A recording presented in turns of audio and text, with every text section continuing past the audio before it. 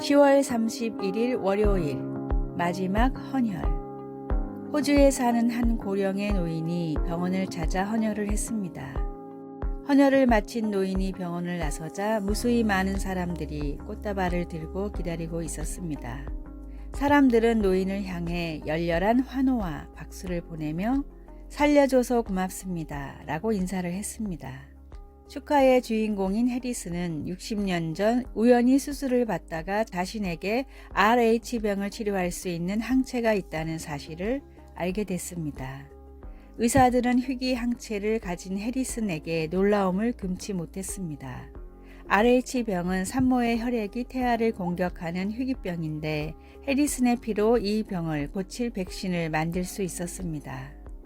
자신의 헌혈로 사람을 살릴 수 있다는 걸 알게 된 해리슨은 이후 2주마다 한 번도 거리지 않고 60년간 헌혈을 했습니다. 1173번의 헌혈을 통해 200만 명을 살린 해리슨은 81세가 되면서 호주법으로 더 이상 헌혈을 할 수가 없었습니다. 그래서 마지막 헌혈을 하던 날에 그동안 해리슨에게 도움을 받은 많은 부모와 자녀들이 병원으로 찾아와 감사를 표현한 것이었습니다. 한 사람의 삶이 수백만 명에게 생명을 선물로 줬듯이 예수님의 보혈로 모든 사람들이 구원받을 수 있습니다. 분명하고 유일한 진리이고 영원한 생명을 주는 예수님의 보혈을 세상에 힘써 전하십시오. 오늘의 말씀. 우리는 그리스도 안에서 그의 은혜의 풍성함을 따라 그의 피로 말미암아 속량 곧 죄사함을 받았느니라. 에베소서 1장 7절. 오늘의 찬송 197장 은혜가 풍성한 하나님은. 오늘의 만나 나에게 주어진 것으로 영원한 생명을 주는 주님의 복음을 전하는 기회로 사용합시다.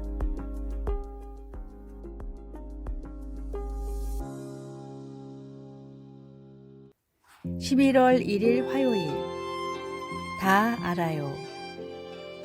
5살짜리 아이는 모든 걸 다 안다고 주장하며 우리에게 웃음을 줍니다. 아이들은 뭐든지 안다고 때로 그럴 수 있지만 조금 더 나이를 먹은 우리는 그렇지 않다는 걸 압니다. 그리고 우리는 흔히 답보다는 질문거리를 더 많이 가지고 있습니다. 우리는 비록 모든 것을 다 알지 못해도 모든 것을 아시는 하나님을 우리가 알고 있다는 것을 종종 잊어버린 채 인생의 왜, 언제, 어떻게에 대해 궁금해합니다. 시편 139편 1절과 3절은 모든 것을 아시는 우리 하나님께서 우리를 얼마나 종합적으로 친밀하게 이해하고 계신지에 대해서 말합니다. 다윗은 여호와여 주께서 나를 살펴보셨으므로 나를 아시나이다. 나의 모든 길과 내가 눕는 것을 살펴보셨으므로 나의 모든 행위를 익히 아시오니 라고 말합니다. 우리를 완벽하게 사랑하시고 오늘 우리가 맞닥뜨릴 문제를 모두 알고 계시며 인생의 모든 상황에서 우리를 돕는 최선의 방법을 아시는 하나님을 우리가 알고 있다는 사실이 얼마나 유한이 되는지 모릅니다. 우리의 지식에는 언제나 한계가 있지만 하나님을 아는 지식이 가장 중요합니다. 우리에게는 하나님을 아는 지식이 가장 중요합니다. 하나님은 가장 신뢰할 수 있는 분이기 때문입니다. 말씀. 나의 모든 길과 내가 눕는 것을 살펴보셨으므로 나의 모든 행위를 익히 아시오니. 시편 139편 3절. 찬송 407장 구주와 함께 나 죽었으니. 기도. 저에 대한 모든 것을 또 제게 필요한 모든 것을 아시는 주님 감사합니다. 아멘.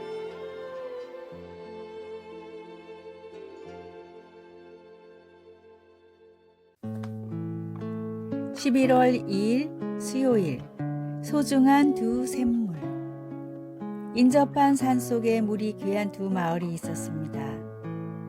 두 마을에는 소중한 샘물이 하나씩 있었는데 한 마을은 샘물을 누구나 마음껏 사용할 수 있었지만 다른 마을은 정해진 양만큼 사용할 수 있었습니다.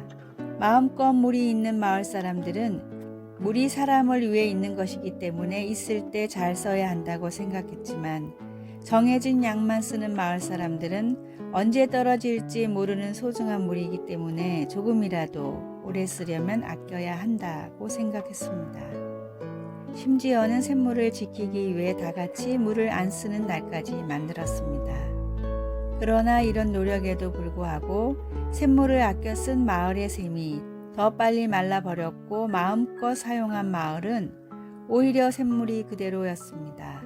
왜 이런 차이가 일어났을까요? 사용한 만큼 솟아나고 그대로 두면 썩어버리는 샘물의 특징을 아껴 쓰는 마을 사람들은 몰랐기 때문입니다. 자꾸 퍼내야 더 솟아나는 샘물처럼 하나님의 은혜와 능력 역시 그렇습니다. 풍성한 은혜의 샘을 바라만 보다 좋은 때를 놓치는 어리석은 사람이 나의 모습이 아닐까요? 더 바라는 믿음과 기도의 강구함으로 다함이 없는 샘물 같은 하나님의 능력을 넘치도록 누리십시오. 오늘의 말씀. 내가 주는 물을 마시는 자는 영원히 목마르지 아니하리니 내가 주는 물은 그 속에서 영생하도록 솟아나는 샘물이 되리라. 요한복음 4장 14절. 오늘의 찬송 545장 이 눈에 아무 증거 아니 배워도. 오늘의 만나 하나님의 능력을 제한하지 말고 놀랍게 누리게 하소서. 다함이 없는 주님의 능력에 필요한 것을 기도로 구합시다.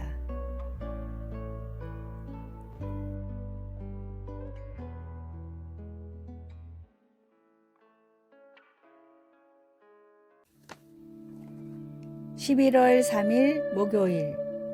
멍게의 운명이 아닌 성장으로. 멍게는 특이한 생명체입니다. 바위와 조개 껍질에 붙어 있는 멍게는 마치 부드러운 플라스틱 장난감처럼 보이기도 합니다. 멍게는 활발했던 어릴 때와는 달리 흐르는 물에서 영양분을 섭취하면서 수동적인 생활을 합니다. 멍게는 먹이를 찾고 자신을 보호하는 기능을 하는 원시적인 척수와 두뇌를 갖춘 올챙이 같은 모습으로 삶을 시작합니다. 어렸을 때는 바다를 탐색하며 시간을 보내지만 성체에 이르면 변화가 일어나 바위에 달라붙어서 탐색과 성장을 멈추어 버립니다. 그리고 자신의 뇌를 먹어치우는 섬뜩한 반전을 보여줍니다. 척추도 없이 생각도 없이 수동적으로 물결에 따라 사는 멍게. 베드로 사도는 우리에게 그런 멍게의 운명을 쫓지 말라고 권면합니다. 우리는 성장하도록 부르심을 받았고 그것은 곧 하나님의 성품에 참여하는 것을 의미합니다. 성장은 곧 정신적으로는 그리스도를 아는 지식을, 영적으로는 덕과 인내 그리고 절제의 모습을, 실제 삶에서는 서로 사랑하고 대접하며 각각 은사를 받은 대로 봉사하는 것을 더해 가는 것입니다. 베드로는 이 같은 성장을 통해 우리가 게으르지 않고 열매 없는 삶을 살지 않을 거라고 말합니다. 이 성장회로의 부르심은 10대뿐 아니라 70세의 사람에게도 똑같이 아주 중요합니다. 하나님의 성품은 바다처럼 광대한데 우리는 고작 몇 미터 밖에 나아가지 못했습니다. 하나님의 끝없는 성품을 탐구하며 새로운 영적 모험을 떠나 보십시오. 배우고 섬기며 위험을 감수해 내십시오. 성장하십시오. 말씀. 이런 것이 너희에게 있어 흡족한즉 너희로 게으르지 않고 열매 없는 자가 되지 않게 하려니와. 베드로후서 1장 8절. 찬송 453장 예수 더 알기 원하네. 기도. 하나님 아버지, 매일 주님을 더 닮아가려는 열정을 저에게 주소서. 예수님의 이름으로 기도드립니다. 아멘.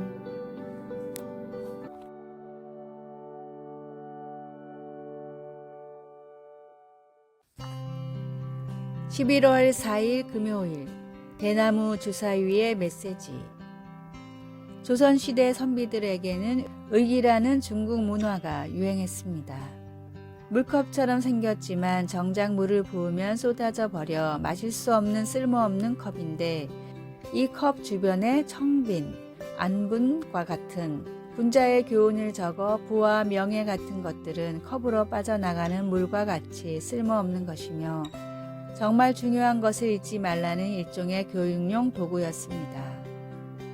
의기 중 가장 유명한 것은 7개의 면이 있는 대나무 주사위였는데 각각의 면에는 다음의 교훈이 새겨져 있었습니다. 첫 번째, 매일 3번 감사의 말을 하라. 두 번째, 홧김에 나오는 말을 3번 참아라.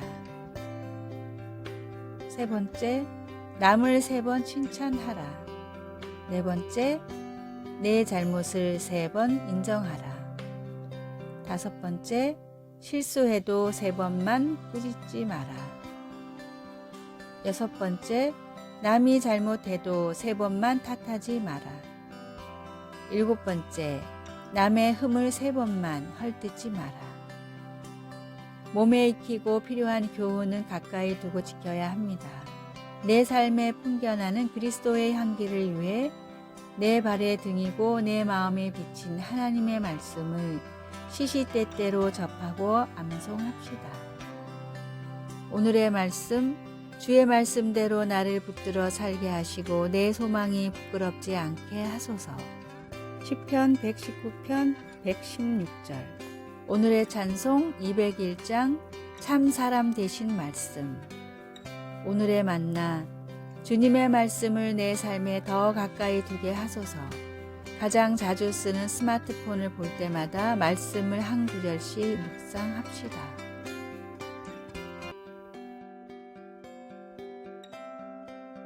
아래의 빨간색 글자 구독을 누르시어 더 많은 전도의 열매를 맺으시기를 기도합니다.